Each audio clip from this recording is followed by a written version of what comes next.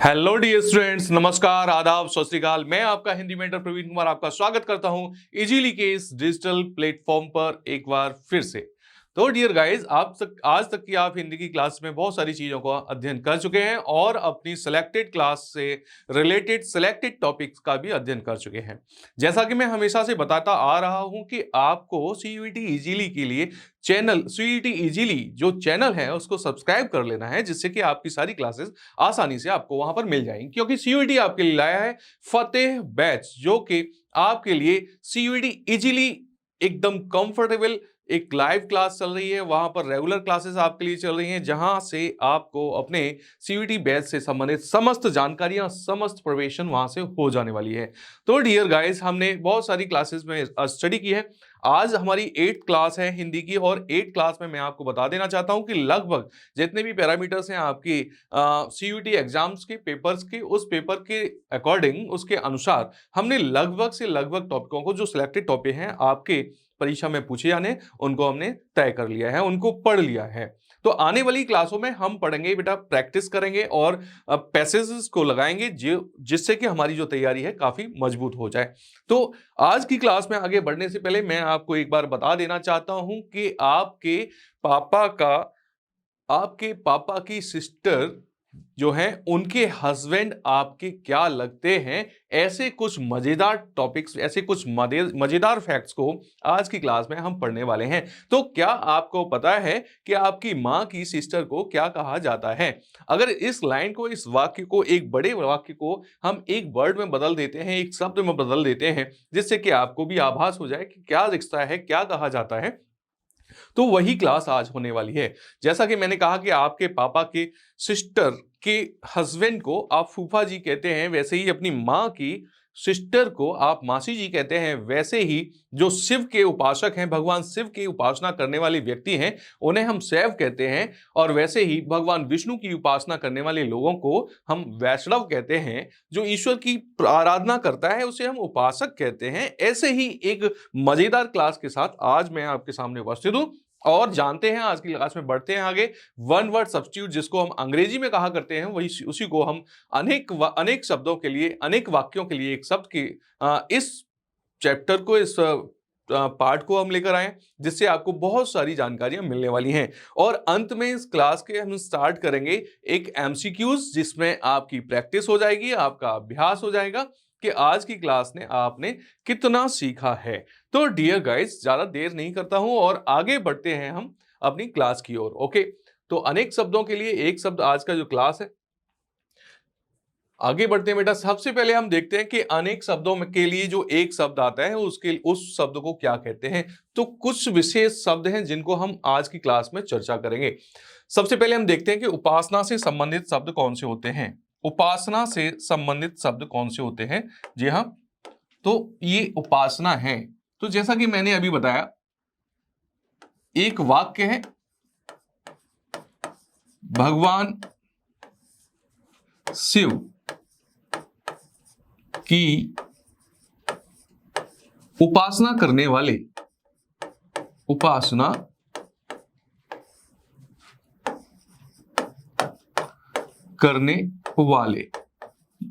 Okay. अब दूसरा वाक्य आ जाता है बेटा, भगवान विष्णु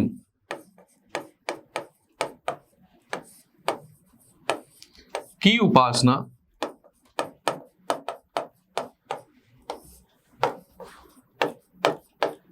करने वाले। कौन कहे जाते हैं ये लोग? और यहीं पर हम देखते हैं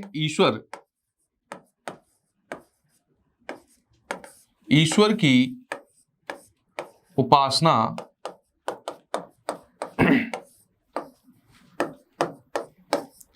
करने वाले। इन सभी को क्या क्या कहा जाता है इनके अलग अलग शब्दों में? तो ये आपके वाक्य वर्तनी को एक अच्छे से सुधार देगी, ठीक है ना। तो आप इन सभी शब्दों पर, इन सभी वाक्यों पर चर्चा करें और बताएं मुझे कि इनको क्या कहा जाता है। ओके, तो भगवान शिव की उपासना करने वाले को क्या कहेंगे बेटा? भगवान शिव की उपासना करने वाले को कहेंगे शैव। भगवान विष्णु की उपासना करने वाले को क्या कहेंगे? वैष्णव। ओके, ये क्लियर हो गया। अब यहां ईश्वर की उपासना नहीं, जिसकी उपासना की जाती है, एक बार इसको चेंज कर लेते हैं।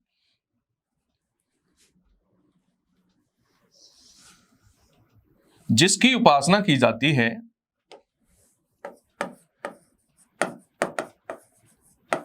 जिसकी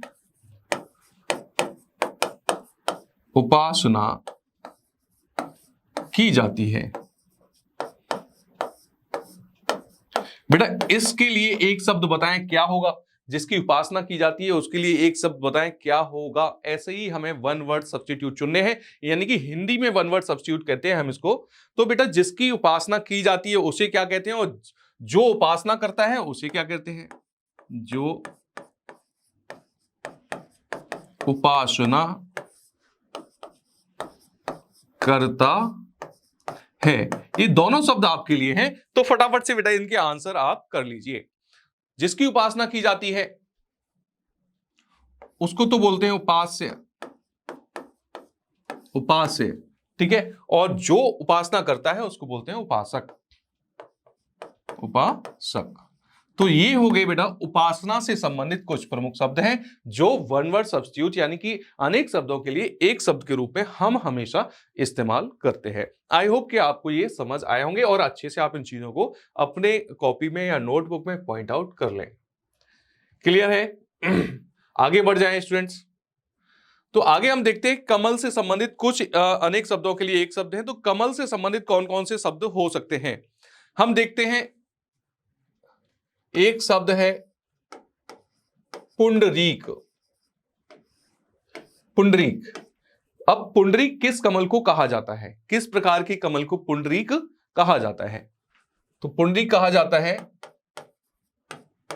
सफेद कमल को, सफेद कमल को, ठीक है।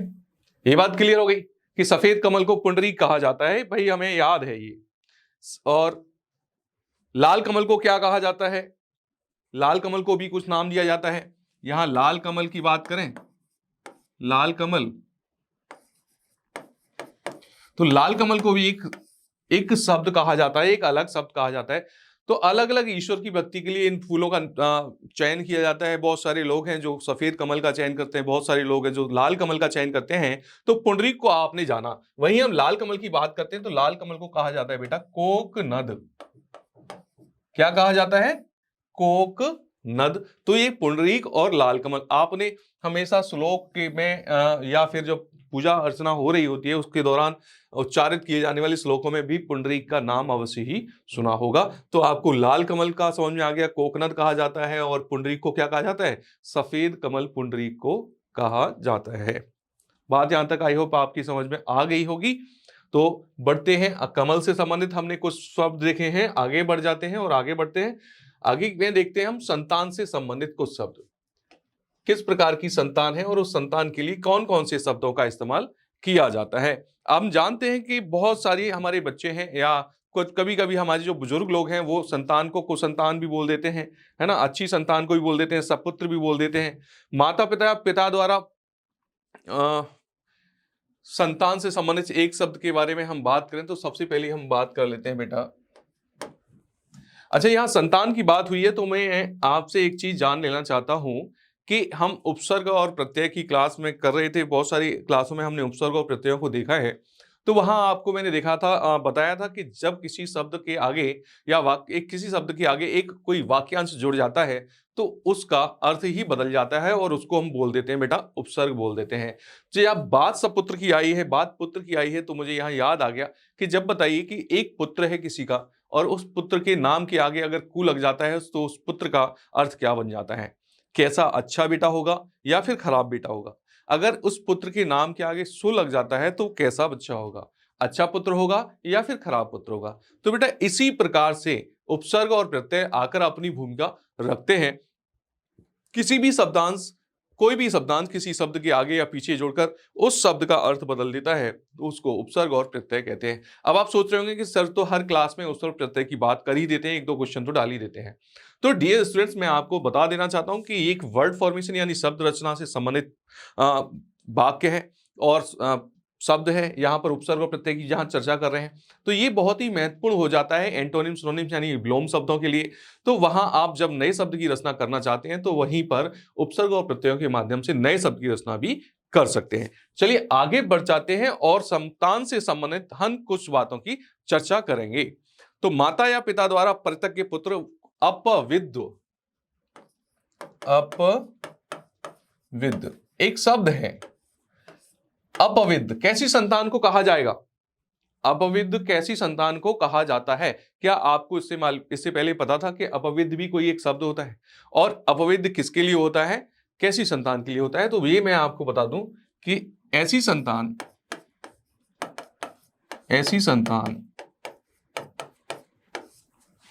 जो माता पिता द्वारा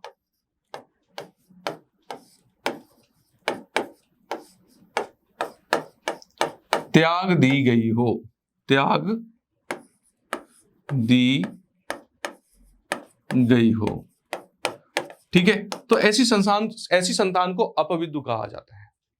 क्या कहा जाता है स्टूडेंट्स? अपविद्ध ऐसी संतान को कहा जाता है। ऐसे ही नए नए शब्द हमारे सामने आते रहते हैं।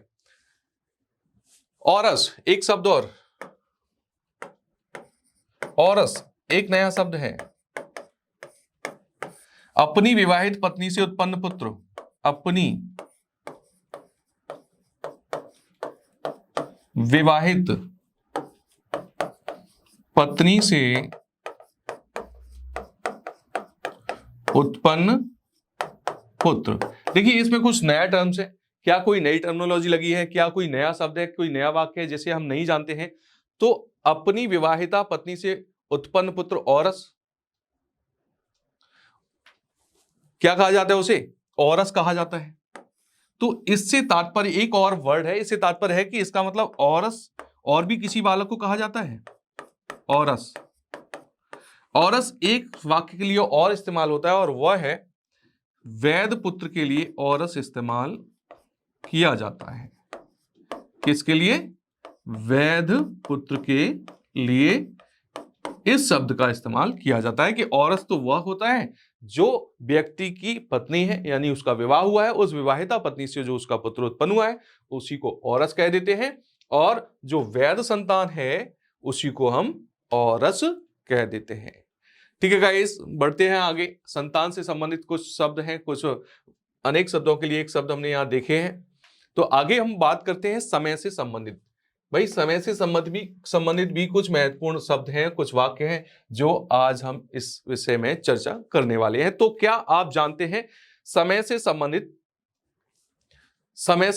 कुछ शब्दों के बारे में? जरा मैं आपसे पूछ लेता हूं तो आप बता देंगे। बेटा ये है ब्रह्म मुहूर्त। क्या है ये? ब्रह्म मुहूर्त। तो ब्रह्म मुहूर्त की परिभाषा क्या होती है कि हाँ भाई ये समय जो होता है वो ब्रह्म मुहूर्त का होता है। जरा आप कमेंट करके फटाफट से बता दें कि क्या होता है ब्रह्म मुहूर्त का पता। ब्रह्म मुहूर्त का क्या मतलब होता है, फटाफट से बताएं। अब यहां पर आप एक्सप्लेनेशन की बात करेंगे तो सूर्योदय से ठीक 2 घड़ी पहले, सूर्योदय से ठीक 2 घड़ी पहले का समय, ठीक है। तो सूर्योदय से ठीक 2 घड़ी पहले का जो समय हो जाता है वो से हम कह देते हैं, क्या कह देते हैं? ब्रह्म मुहूर्त कहते हैं। और डियर गाइस, आपको ये बात तो कभी भूल ही नहीं पाएंगे, आप तो कभी भूली ही नहीं होगी ये बात कि हमेशा हमारे मदर फादर, माता पिता और गुरुजन हमेशा हमें अध्ययन करने के लिए जो सलाह देते हैं वो इसी मुहूर्त में देते हैं कि सुबह जल्दी उठिए, प्राणायाम करिए, व्यायाम करिए, ध्यान करिए, योग करिए, जो भी करना है वो करिए, लेकिन ब्रह्म मुहूर्त में उठकर आप अपनी बुक्स लेकर पढ़ने बैठ जाइए। इस मुहूर्त की इतनी अधिक मान्यता है कि इस मुहूर्त में सारी चीजें यादी व्यादी दूर समझी जाती हैं और मन एकाग्र रहता है। पूजा अर्चना के लिए बहुत ही शुभ मुहूर्त माना जाता है, इसलिए इसको ब्रह्म यानी स्वयं ब्रह्मा का मुहूर्त है। इस समय ब्रह्मा जी निकलते हैं तो ब्रह्म मुहूर्त कहा जाता है। आज तक क्या आपको ये बात मालूम थी? क्या आप इसके बारे में जानते थे? कमेंट कर दें, फटाफट से बता दें बेटा कि सूर्योदय होता है जो ब्रह्म मुहूर्त होता है जो सूर्योदय से ठीक 2 घड़ी पहले का समय होता है, उसे हम कह देते हैं सूर्योदय। अच्छा, सूर्योदय को अब यहां दूसरी बात में, दूसरी वर्ड में लिखें,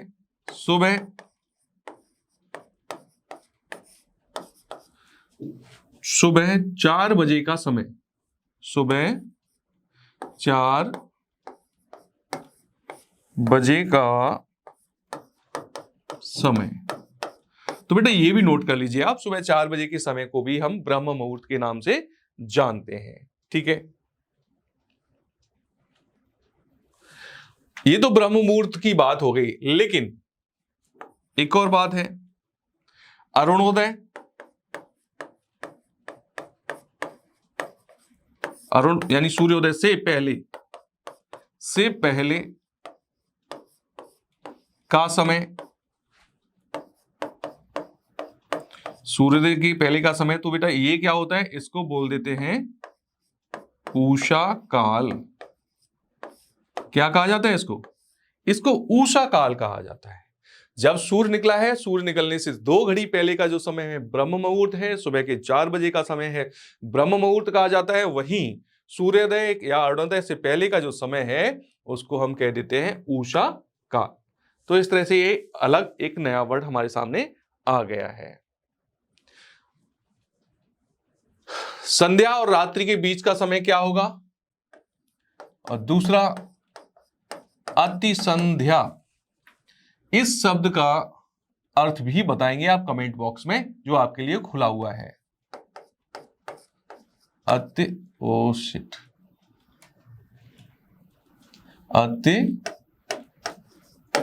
संध्या, इसका मतलब आप बताइए क्या होता है अति संध्या और किस समय को अति संध्या कहा जाता है।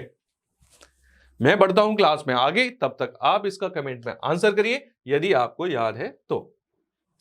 हम बात कर लेते हैं आगे कुछ शब्दों की जो संबंधित है भाषा से। किससे संबंधित है? भाषा से संबंधित शब्दों की बात हम आगे करने वाले हैं। एक बहुत ज्यादा बोलने वाला व्यक्ति, आपके दोस्त हैं, अक्सर देखा जाता है ऐसा कि आपस में जो पढ़ने वाले कुलीग्स हैं, साथ रहते हैं, पढ़ते हैं, लिखते हैं, दोस्ती भी है उनमें, तो एक बंदा तो उनमें ऐसा होगा ही होगा जो लगातार बोलता ही रहता है, चढ़ पढ़ पढ़, मतलब अक्सर बोलता ही रहता है, उसका मुंह बंद ही नहीं रहता। ओके, एक दूसरा दोस्त ऐसा भी होता है, वो नपा तुला एकदम सही शब्द सही समय पर बोलता है, बाकी के समय कुछ नहीं बोलता। एक व्यक्ति ऐसा होता है, जो एक स्टूडेंट आपस में से ऐसा होता है जो बोलता है, लेकिन जो भी बोलता है, जितना भी बोलता है, बहुत मधुर बोलता है, अच्छा बोलता है।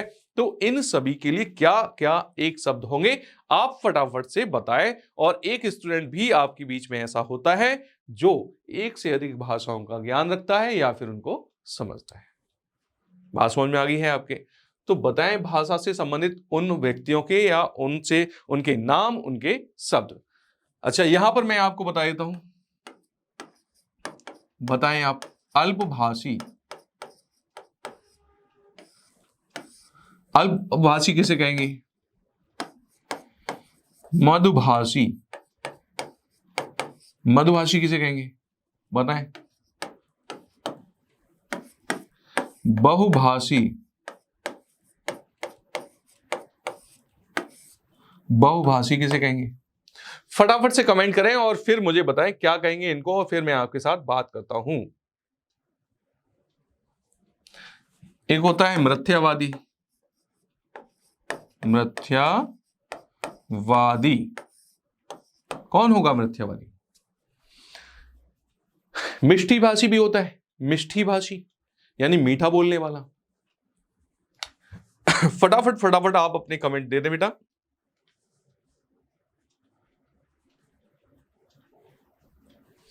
चलो मैं स्टार्ट करता हूं नीचे से। मिथ्या, झूठा बोलने वाला, झूठा बोलने वाला। ओके, बहुभाषी, बहुत सी भाषाएं बोलने वाला। बात क्लियर है? मधुभाषी, मीठा बोलने वाला। क्लियर हो गई? समझ में आ गई बात? अल्पभाषी, कम बोलने वाला।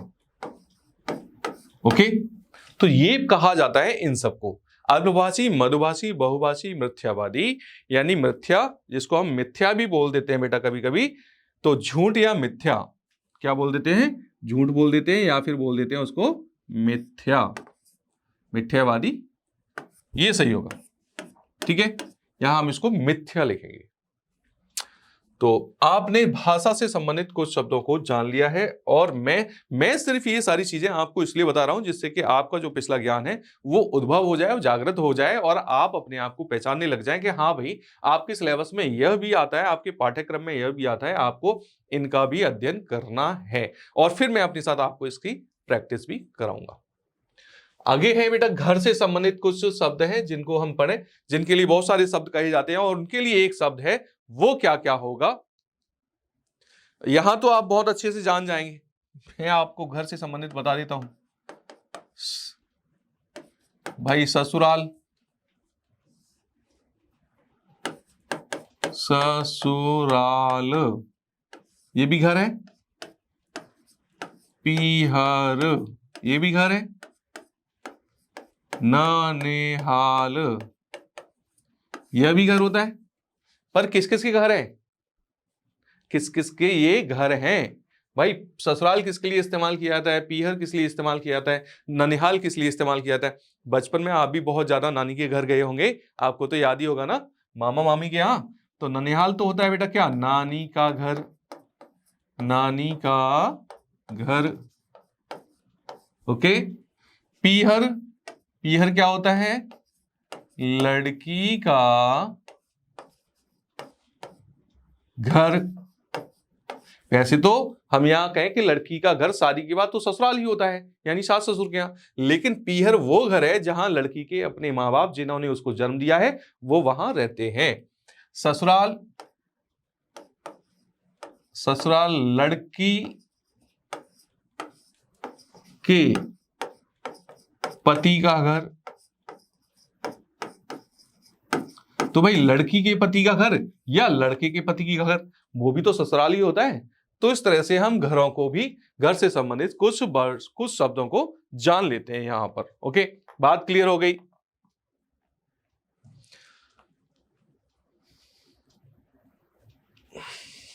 अच्छा, यहां आपके दिमाग में एक संशय और चल रहा होगा कि भाई बहुत बार कहते हुए सुना गया है कि पैतृक घर किसे कहते हैं? अक्सर कहते हैं ना कि आपका पैतृक निवास कहां पर है? पैतृक,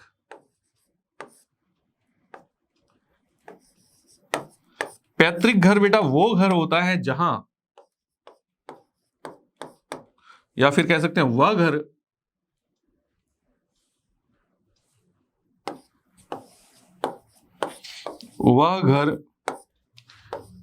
जहां दादा दादी, दादा या दादी रहे हों, है ना? वहां पैतृक परिसंपत्तियां हों।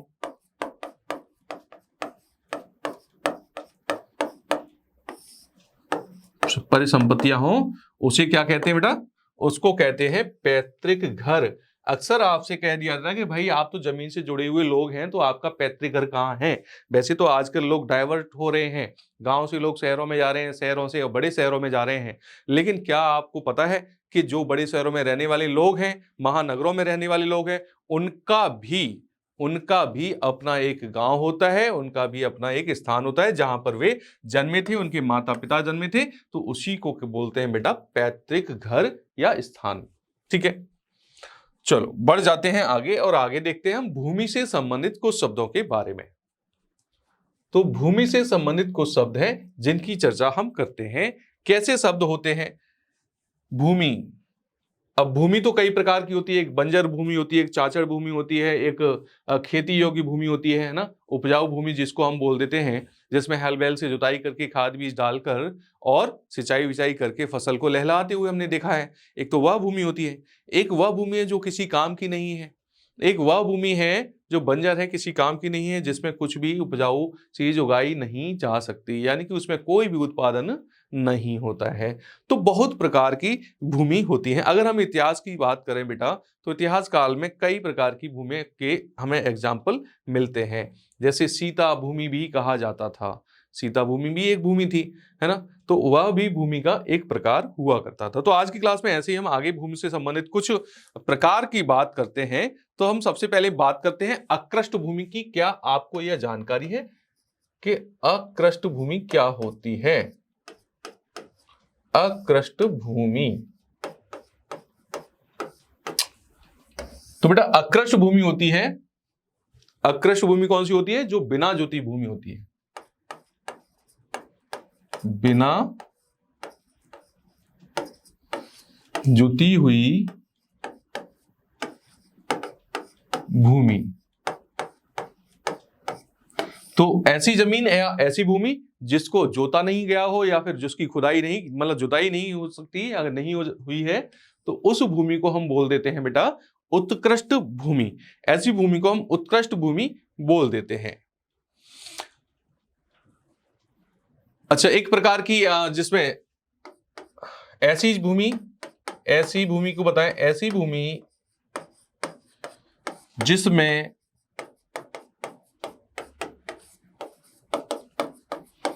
अन्न उत्पादन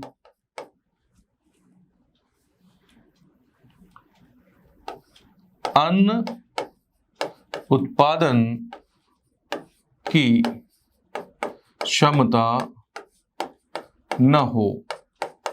बताइए, फटाफट से आंसर करें। ऐसी कौन सी भूमि है जिसमें अन्न उत्पादन की क्षमता नहीं होती है? ऐसी कौन सी भूमि है? बताएं जल्दी। देखो, फिर ऐसी भूमि को कहा जाता है अनुर्वर। क्या कहा जाता है? अनुर्वर।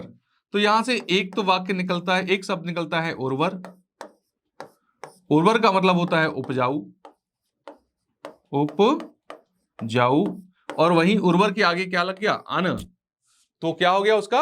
अन उपजाऊ, जिसमें कोई भी जमीन जिसमें कोई भी फसल नहीं उगाई जा सकती, या फिर उसमें उगाने की क्षमता नहीं है, ऐसी जमीन को कहा जाता है अनुर्वर। ओके, अनुर्वर भूमि। अब यहां एक बात, एक प्रकार की भूमि और है जिसको हम बोलते हैं द्रोड़। बात समझ में आ रही है? क्या बोलते हैं? द्रोड़। तो द्रोड़ क्या होता है? द्रोड़ भूमि, द्रोड़ भूमि को बोलते हैं दो पहाड़ों के बीच की भूमि। दो पहाड़ों के बीच की भूमि को कहा जाता है बेटा द्रोड़ कहा जाता है। क्या कहा जाता है? द्रोड़। तो आपके लिए एक नया वर्ड है, शब्द तो आपने बहुत बार सुना होगा किसी आचार्य के नाम के आगे, किन्हीं आचार्य के नाम के आगे, लेकिन द्रोड़ भूमि का मतलब यही होता है कि जो दो पहाड़ों के बीच की जो भूमि है उसे हम बोल देते हैं क्या? द्रोड़ बोल देते हैं। ठीक है, तो आपने अभ्यास कर लिया है कुछ विशेष प्रकार की भूमियों का। अब हम उससे आगे बढ़ते हैं और अपने प्रश्नों की तरफ बढ़ते हैं, और वहां से हम एक्सरसाइज करेंगे और अभ्यास प्रश्नों में देखते हैं कि आपको कितनी जानकारी है या फिर आपने कितना पढ़ा है। सबसे पहला प्रश्न आपकी स्क्रीन पर है, बड़े ही ध्यान से पढ़ें और उसका आंसर करिएगा। तो यहां भी वही है ना, अनेक शब्दों के लिए एक शब्द यहां आपको चुनना है। जैसा कि लेक्चर चल रहा है कि भला चाहने वाला कोई व्यक्ति है, उसके लिए एक शब्द बताएं जो हर किसी का भला चाहता है। कौन होता है भला चाहने वाला? भला चाहने वाला निस्वार्थ नहीं, यह तो कार्य करने की भावना है। पुण्यात्मा नहीं, यह एक वह व्यक्ति है जो पुण्य है, बहुत अच्छा है। सहायक असिस्टेंट होता है, लेकिन यहां भला चाहने की वाली बात कर रहे हैं। जिसमें भाव होता है, लेकिन जो असिस्टेंट है, सहायक है, इसमें भाव निहित नहीं है, इसलिए इसका आंसर हो जाएगा बेटा हितैषी। हितैषी व्यक्ति हमेशा अपने साथियों का भला चाहते हैं। तो सही आंसर क्या होगा? हितैषी हो जाएगा। भला चाहने वाला होता है हितैषी। ओके, किसी की सहायता करने वाले के लिए एक शब्द, कोई बंदा, कोई व्यक्ति जब किसी की सहायता करता है तो ऐसे व्यक्ति को क्या कहा जाता है? तो किसी की सहायता करने वाला क्या होगा? क्या वो सहचर होगा, या सहायक होगा, सहृदय होगा, सहकार होगा? यहां सिर्फ हेल्प की बात हो रही है, सहायता की बात हो रही है, तो सहायता जो करता है वो सहायक करता है, असिस्टेंट करता है, क्योंकि उसको सहायता करने का काम है। तो सहायता करने वाला है, सहायता करने वाले को क्या कहेंगे? सहायक। ठीक है, अगले प्रश्न की ओर बढ़िए। बताएं ऐसी वस्तु जो खाने योग्य न हो। जो खाने योग्य न हो ऐसी वस्तु को हम क्या कहते हैं? पथ माने रास्ता होता है, अपाच्य जो पेट में बन जाता है, गैस वगैरह, अपाच्य होता है। असभ्य जो रूड होता है उसे असभ्य कहते हैं, सभ्यता नहीं होती उसमें। ठीक है, तो क्या बचता है शेष? अखाद्य, यानी कि वह जो खाने योग्य नहीं है उसे हम अखाद्य कह देते हैं। तो ये आपका हो गया थर्ड क्वेश्चन। जिसके पास घर नहीं होता, जिसके पास घर नहीं होता उसे हम क्या कहेंगे? जिसके पास घर नहीं है, रहने के लिए घर नहीं है, क्या होगा? अकिंचन होगा, अनिकेत होगा, अभिषेक होगा, या फिर ग्रही। चार ऑप्शन आपकी स्क्रीन पर हैं। तो ग्रही तो वो होता है बेटा जिसके पास घर है, घर में रहने वाला है। अभिषेक एक अभिषेक तिलक करने वाला अभिषेक होता है। अकिंचन कहीं भी, यहीं, यदर कदर। लेकिन यहां इसका जो आंसर है वो हो जाता है बेटा अनिकेत। अनिकेत बोलते हैं ऐसे व्यक्ति को, जिसके पास रहने को घर नहीं होता, वह होता है अनिकेत। इसके लिए एक एप्रोप्रिएट यानी उपयुक्त जो शब्द है वो अनिकेत है। अवसर के अनुरूप बदल जाने वाला, मौका मिलते ही बदल गया, है ना? कहते हैं ना कि अच्छा आज तूने मेरा फाला छोड़ दिया, आज पड़ोसी के फाले में चला गया। मौका देख के चौका मारता है ना? ऐसी बातें हम कहते हैं अक्सर, जो मौका परस्त लोग होते हैं। तो वही प्रश्न है, अवसर के अनुरूप बदल जाने वाला व्यक्ति कौन होता है? अवसरवादी, भाववादी, आदर्शवादी, या यथा स्थितिवादी? तो साफ और स्पष्ट है कि अवसर पाने वाला व्यक्ति है, अवसर पाना चाहता है, अवसर मिला नहीं कि वो भागा नहीं। चाहे उसका कितना भी घनिष्ठ हो, अगर वो अवसरवादी है तो हमेशा अवसरवादी ही रहेगा। बात क्लियर है? चलो बढ़ते हैं अगले प्रश्न पर, देखते हैं छठवां। जो अपने स्थान या स्थिति से अलग न किया जा सके, ऐसे वाक्य के लिए एक शब्द बताएं। पहले तो ध्यान से पढ़ लें। जो अपने स्थान या स्थिति से अलग न किया जा सके। देखिए चार वर्ड आपके सामने, अच्युत, अटूट, अटल, या फिर अदेय। क्या होगा वह व्यक्ति? बताएं फटाफट, आंसर करिए। क्या कहेंगे ऐसे व्यक्ति को? तो ऐसे व्यक्ति को जो अपने स्थान से अलग नहीं किया जा सकता उसको बोलते हैं बेटा अच्युत। ओके, प्रश्न संख्या 7। जिस स्त्री के पुत्र और पति न हो, न तो पुत्र हो और न ही पति हो, न हो, ऐसी पुत्री को क्या कहेंगे? अबला नारी कहेंगे, वीरांगना कहेंगे, असहाय कहेंगे, अवीरा कहेंगे? क्या कहेंगे ऐसे व्यक्ति को, ऐसी नारी को जिसका न तो पुत्र है और न ही उसका पति है? तो ऐसी नारी को अबला, असहाय, अकेल्या नहीं कहेंगे, उसको बोलते हैं बेटा अवीरा। ध्यान रखना इस वर्ड का, बहुत ही महत्वपूर्ण वर्ड है। अवीरा कहा जाता है ऐसी पुत्री को जिसका पति भी न हो और पुत्र भी न हो। धीरे धीरे क्वेश्चन नंबर 8 की ओर आ गए हैं, तो इसको भी देखें। निम्नलिखित प्रश्न में 4 विकल्पों में से सही उत्तर विकल्प का चयन करें जो वाक्यांश के लिए शब्द का विकल्प है। जो थोड़ा जानता है, और जो थोड़ा जानता है उसके लिए बताएं क्या होता है। क्या वो अवज्ञ होगा, अल्प हो गया, अल्पज्ञ हो गया, या फिर सर्वज्ञ होगा? थोड़ा जानता है, बिल्कुल नहीं, थोड़ा। तो थोड़े के लिए लगाते हैं बेटा अल्प, लेकिन अल्प ये होगा नहीं, खाली अल्प है, आगे ही पता नहीं क्या लगा है। अवज्ञ यानी ये तो कुछ भी नहीं जानता, सर्वज्ञ ये तो सब कुछ जानता है। तो थोड़ा जानने वाला होता है बेटा अल्पज्ञ, यानी कि जिसने थोड़ा ज्ञान ले लिया है, जिसके पास थोड़ी नॉलेज है, लिटिल नॉलेज ही है, अल्पज्ञ कहा जाता है ऐसा विद्यार्थी। तो आपको अल्पज्ञ नहीं बनना है।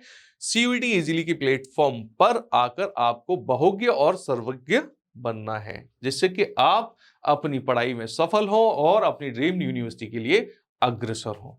ठीक है स्टूडेंट्स, तो लगे रहिए अपने अध्ययन में और प्रश्न नंबर 9 का जवाब दीजिए। जो प्रमाण से सिद्ध न हो सके के लिए एक शब्द क्या होगा, जिसको हम प्रमाण देकर भी सिद्ध न कर सकें? फटाफट से आंसर दीजिए। जो प्रमाण देकर भी सिद्ध न हो सके, देखो एक तो अप्रमाणित है जिसके लिए प्रमाण ही नहीं है, तो ये तो ऑप्शन गलत हो गया। अपरिमित, परिमित वर्ड का मीन्स ही चेंज हो गया। अनप्रमाणित गलत, तो बेटा ये अप्रमेय होगा। जो प्रमाण के द्वारा भी प्रमाणित नहीं किया जा सकता या फिर प्रमाण से सिद्ध न हो सके, उसे हम बोल देते हैं बेटा अपरमेय, अप्रमेय। सही आंसर होगा अप्रमेय।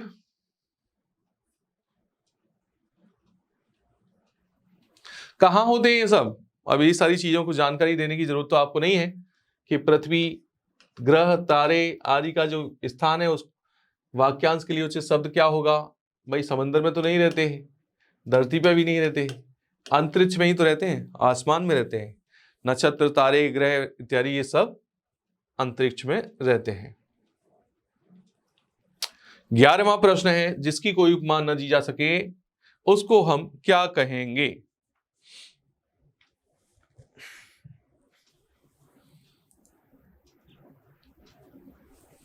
हाँ बेटा, जिसकी कोई उपमा न की जा सके या न दी जा सके। अनुयायी नहीं, मानने वाले को अनुयायी बोलते हैं। ज्ञानी, जानकारी रखने वाले को। अल्पज्ञ, थोड़ा जानने वाले को। और अनुपम, जिसकी कोई उपमा न दी जा सके। तो कभी कभी आपको निगोशिएट करना भी आना चाहिए कि आप सही आंसर कैसे दे पाएंगे। आपको जितने भी ऑप्शन दिए गए हैं उन ऑप्शंस को निगोशिएट करना भी जानिए, छांटना भी जानिए, सही आंसर अपने आप ऊपर आ जाएगा।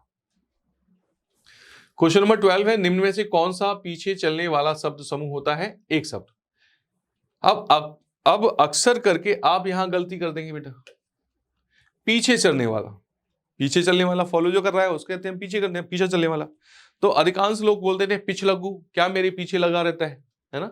पतंग उड़ा देते हैं ना आसमान में, अभी तो उड़ाई थी पतंग, दशहरा गया था, तो पतंग उड़ाते हैं तो उसके पीछे इतना बड़ा धागा लगा देते हैं, उसको बोलते हैं पुंछेला या पिछलग्गू। तो क्या वो पतंग के पीछे चल रहा है, पतंग को फॉलो कर रहा है? नहीं, यह सही मायने अलग है। पीछे चलने वाले लोग को पिछलग्गू नहीं कहते, पिछल नहीं कहते, आगत नहीं कहते, तो क्या कहते हैं? इसको बोलते हैं बेटा अनुगत। क्या कहा जाता है? अनुगत। पीछे चलने वाला है कि पीछे चल रहा है, मुझसे पीछे है। भाई वो तो पतंग के साथ ही साथ है ना, उससे जुड़ा हुआ है, इसलिए उसको पुंछेला बोलते हैं, पिछल्लू बोलते हैं। लेकिन जो पीछे चल रहा है, मैं तो आगे निकल आया, आप आगे निकल गए, आपसे जो पीछे चल रहा है उसको बोलेंगे अनुगत, के पीछे आने वाला है, अनुगत है। बात समझ में आ गई होगी आपके। 13वां प्रश्न है, सही विकल्प का चयन करें जो वाक्यांश के लिए एक शब्द है। आदि से अंत तक क्या कहा जाता है? क्या होगा इसको? अनादि, अधोपातन, समकालीन या समीचीन। आदि से अंत तक के लिए क्या होगा बेटा? आदि से अंत, अनादि, अंत का मतलब अनादि हो गया, तो ये तो आदि से स्टार्ट हो रहा है, गलत हो गया। समकालीन उसी समय का, समाचीन उसी समय में नहीं, अधोपांत बोलते हैं इसको। इसके लिए जो एक शब्द आएगा आदि से अंत तक, उसको बोलते हैं बेटा अधोपांत। तो ये इसका सही एक शब्द हो जाएगा, जिसे हम अधोपांत कह देते हैं। देखिए, जिस पर आक्रमण हो उसे क्या कहेंगे? ये तो पता है कि जो आक्रमण करता है उसे तो जानते ही हैं आप, हमलावर, आक्रमणकारी। लेकिन यहाँ एक नया वर्ड आ गया कि जिस पर आक्रमण हो उसे क्या कहेंगे? आत्मघाती, आक्रामक, आक्रमण या फिर आक्रांत। चलो जानते हैं और इनको छांटते हैं, अलग अलग करते हैं, अवॉइड करते हैं। आत्मघाती जो स्वयं को मार लेता है, अपने ऊपर हमला करने वाला आत्मघाती, ये नहीं होगा। आक्रामक जो एकदम तैयार हो, लवलेस हो मारने के लिए, आक्रामक। लेकिन जिस पर आक्रमण हो के लिए पूछा है, आक्रामक नहीं होगा। आक्रमण जिसने कर दिया है वो आक्रमण है। अब बचता क्या है? आक्रांत। तो जिस पर आक्रमण होता है उसे आक्रांत कहते हैं। ठीक है, तो दो शासक होते हैं, एक तो आक्रमणकारी शासक, दूसरा आक्रांती शासक। आक्रमणकारी शासक ने जिस पर आक्रमण किया हुआ आक्रांत, ओके, और जिसने आक्रमण किया वह आक्रमणकारी। जैसे ही विशेषण और विशेष्य होते हैं, जिस पर आभूषण है वह उसका विशेष्य है, विशेषण आभूषण है। तो यहां जिस तरह हम जानते हैं वैसे ही ये हो जाएगा। चलो बढ़ते हैं 15वें प्रश्न की ओर। अगले 15वें प्रश्न में देखते हैं, जो इंद्रियों की पहुंच से बाहर हो उसको क्या कहा जाएगा? क्या इंद्रियजित कहा जाएगा? पहुंच से बाहर है भाई, इंद्रियजित नहीं हो सकता। इंद्रियातीत, इंद्रधनुष, हो नहीं। अब दो शब्द बचे हैं, इन दो शब्दों को आप ध्यान से देखिए क्या होगा। इसका सही आंसर क्या होगा बेटा? इंद्रिय निग्रह, निग्रह पहुंच से बाहर है, ये निग्रह की बात कर रहा है, तो ये हो जाता है इंद्रियातीत। इसका सही जवाब हो जाएगा इंद्रियातीत। बात समझ में आ गई? अगले प्रश्न की ओर बढ़ जाएं। नेक्स्ट क्वेश्चन, जो इंद्र पर विजय प्राप्त कर चुका हो, इंद्रजय, इंदु, इंद्रजीत या जितेंद्रिय, क्या होगा? जो इंद्र पर विजय प्राप्त कर चुका हो, तो इंद्रजीत अक्सर बोलते हैं ना, इंद्र को जीतने वाला, इंद्रियों को जीतने वाला इंद्रजीत, तो ये सब गलत हो गए और 16 का आंसर सी हो जाएगा। क्वेश्चन नंबर 17, पूर्व और उत्तर के बीच की दिशा, नैऋत्य, वायव्य, ईशान या फिर आग्नेय। बड़ा क्लिष्ट शब्द है, सवाल भी अजब है, टेढ़ा है, आपने नहीं सुना होगा। ये नया प्रश्न आपके सामने है कि पूर्व और उत्तर के बीच की दिशा को हम क्या कहेंगे? पूर्व और उत्तर के बीच की दिशा को हम क्या कहेंगे? क्या ईशान होता है? आग्नेय आग से संबंधित है, गलत। वायव्य, ये भी गलत है। यहां पर बेटा ईशान एक शब्द इसके लिए आता है जिसको हम कहते हैं पूर्व और उत्तर के बीच की दिशा, तो ये हो जाता है ईशान। याद रखना, ईशान, ईशान एक देवता का भी नाम था।